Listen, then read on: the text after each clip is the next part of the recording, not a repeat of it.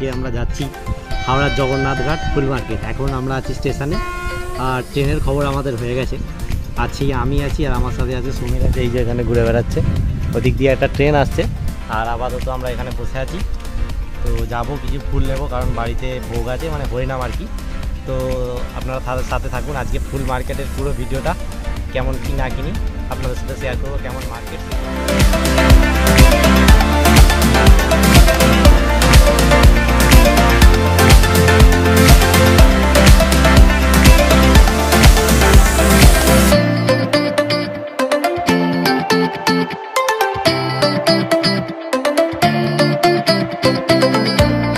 আমরা কিন্তু উঠে পড়েছি আমাদের হাওড়াগামী লোকাল ট্রেনে। আর লোকাল ট্রেনে উঠলে যেটা সবথেকে বেশি ভালো লাগে তা হলো চারিদিকের এই পরিবেশটা। কি সুন্দর পরিবেশটা দেখুন, ঘন সবুজ মাঠ।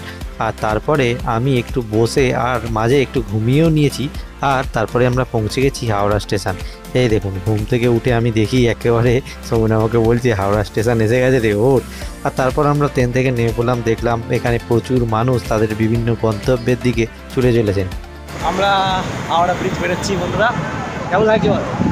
অনেকদিন পরে, অনেকদিন এই ছবির কিন্তু অনেকদিন পর হাওড়া স্টেশন এসছে।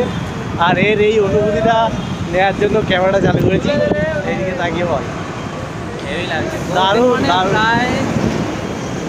7-8 বছর পর এলাম হাওড়া ব্রিজ। বলছে 7-8 বছর পর কিন্তু হাওড়ার ব্রিজে এলো। আর এই গঙ্গার হাওয়াটা দারুণ একটা অনুভূতি দেয়, তাই তো? রবীন্দ্র সেতু বা হাওড়ার ব্রিজ পার হলেই, কলকাতায় পা দেওয়া মাত্রই কিন্তু আমাদের আজকের গন্তব্য হাওড়ার বা কলকাতার সবথেকে বড় ফুলের বাজার। এখানকার ফুল সারা পশ্চিমবঙ্গ তথা ভারতবর্ষের বাজারের মধ্যে কিন্তু সবথেকে বড় বাজার এটি। শোনা যায় এখানকার ফুল কিন্তু শুধু ভারতবর্ষ নয়, ভারতবর্ষের বাইরে বিভিন্ন ইউরোপিয়ান কান্ট্রিতে পর্যন্ত রপ্তানি যায়। আর কিছুদিন আগে আমাদের যে রাম মন্দিরের উদ্বোধন হলো, সেখানেও কিন্তু সমস্ত ফুল গিয়েছিল এই রাম মন্দির থেকে।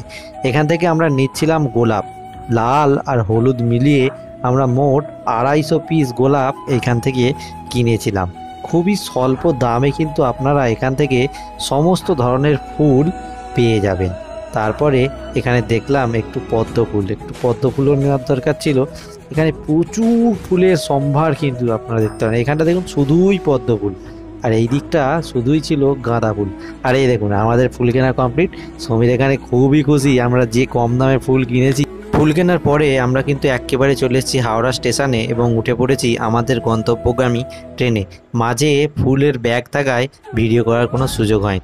চলুন আজকের ভিডিওটা তবে এখানেই শেষ করছি। আর ভিডিওটা কেমন লাগলো তা কমেন্ট করে অবশ্যই জানাবেন। যদি ভালো লাগে একটা লাইক করে দেবেন। টাটা।